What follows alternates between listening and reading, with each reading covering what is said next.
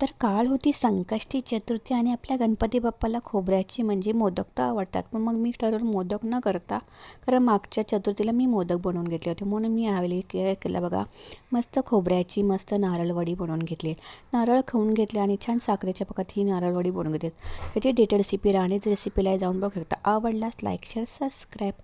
कशी वाटली नारळवडी किंवा खोबऱ्याची वडी तुमच्याकडे काय म्हणतात नक्कीच कमेंटमध्ये सांगा. आवडल्यास नक्कीच कमेंट करून सांगा. पुन्हा भेटू तोपर्यंत बाय बाय.